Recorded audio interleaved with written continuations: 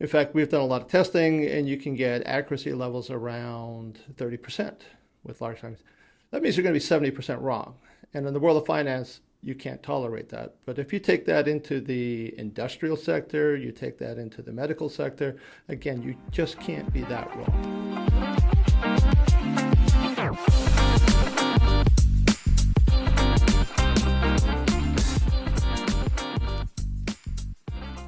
Hi everyone, my name is Kevin Collins. Welcome to Straight Talk on AI.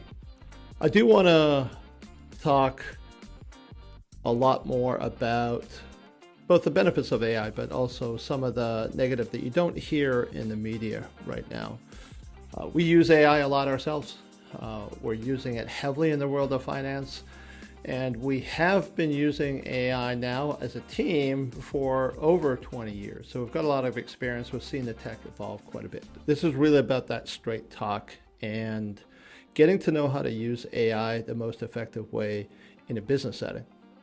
So there's a lot of hype around AI right now, especially when it comes to the chatbots that you're using. It could be ChatGPT.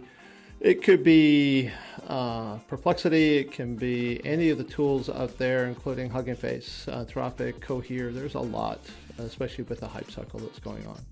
But there is a reality check that you need to understand, especially if you're in the world of business. In business, you have to really know the use case. And you can't naturally take the use cases that you're seeing on the consumer side and apply them internally to business because they're completely different realms. On the consumer side of it, you've heard a lot, obviously, around the hallucinations that you can get around the large language models and ChatGPT. And those are very real. And that just naturally happens if you understand how these large language models are working. If you bring that into a business setting, you can be in for a world of hurt. So you have to be very careful on large language models and how you apply them. If you're doing creative writing, you can use a large language model. That's good, because you're going to get output that you can copy paste, you can edit, you can massage. But if you're looking at, for us, for example, in the world of finance where accuracy matters, you really have to understand where large language models play and where they don't play, because I can tell you right now, they are brutally bad at a lot of the functions that we're doing in the world of finance, and they're brutally bad at getting the accuracy that we need to see coming out. In fact, we've done a lot of testing, and you can get accuracy levels around 30% with large language. That means you're going to be 70% wrong. And in the world of finance, you can't tolerate that. But if you take that into the industrial sector, you take that into the medical sector, again, you just can't be that wrong. So you need other technologies. And if you are looking at large language model implementation within your organization, you have to be very careful on how to apply it. You can't simply take what an OpenAI has done and try to replicate that internally. That doesn't become cost effective for a lot of reasons. The training, the maintenance of these models becomes expensive. The operation of the models becomes expensive as well. So you're not going to have to look at how to augment what you've got internally with other tools that are out there as well in the world of AI, because there is a completely different set of tools that you can apply that can give you benefits that you're looking for. And that includes extractive models. It does include other models around document processing that don't require the heavy weight of large language models and where you might not need a large language model. So be very careful around the hype you see, especially on the consumer side. Now, on the Straight Talk for AI series, I am going to talk more about some of the other risks that you're going to be faced, including a security issue, regulatory issue. You're going to come into those in the world of AI. And you're also going to understand some of the risks that are not natural, especially if you're on the InfoSec side of the fence and looking at intellectual capital and how it is actually leaking out of your organization without you even knowing it. So we'll talk about those in other series, but right now it's really understanding the hype cycle versus reality. If we look at even the cost side of large language models, they're expensive. AI is not cheap.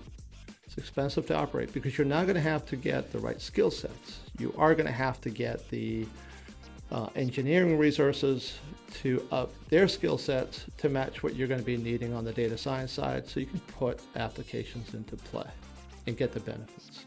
That's expensive, and then you're going to have the infrastructure to run it, or you're going to have to pay for someone else's infrastructure to run that as well.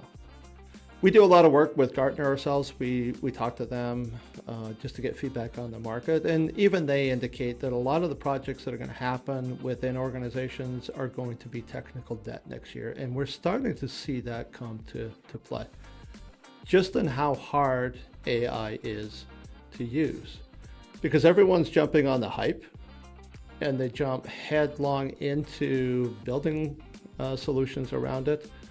And then they're seeing how difficult it is to maintain, or they're seeing the issues around hallucinations, accuracy, and a lot of other things. In fact, I did talk to a potential customer for ours last week.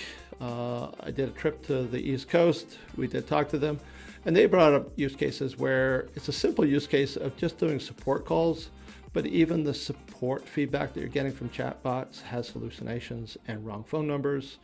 And that just can't happen as much as you're starting to see it now. Now, there's techniques to get around that and improve the accuracy, and that includes optimization of the models. We do recommend that, but there's also retrieval augmented generation, and we do recommend that as well. So that is another area you can head down. For our perspective, we do focus on both.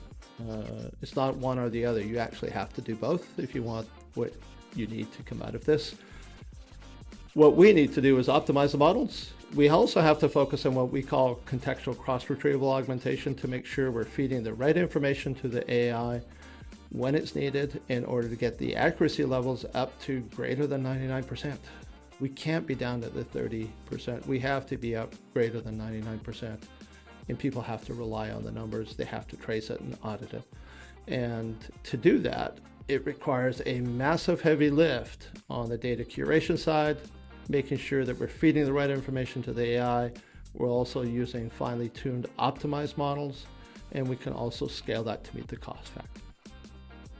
So hopefully this information is helpful. I could provide additional links to additional information. The whole goal of the Straight Talk on AI series is to give you snippets of information that really gets you to understand the power behind AI, which we do like, but also some of the gotchas. And they're very real gotchas that can put you in a world of hurt unless you know how to expect them and to deal with those issues.